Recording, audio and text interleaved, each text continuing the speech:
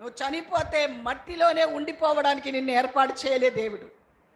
నీ ప్రాణమును తిరిగి లేపాలని నా దేవుని ఉద్దేశం. తిరిగి నువ్వు లేపబడాలంటే నీకుండవలసిన అర్హత దేవుని రక్త మాంసంలో మానక పాలు పంచుకోవాలి, ఎడతెగక పాలు పంచుకోవాలి. నువ్వు అందరిలాగా మట్టిలోనే కుళ్ళిపోతావా?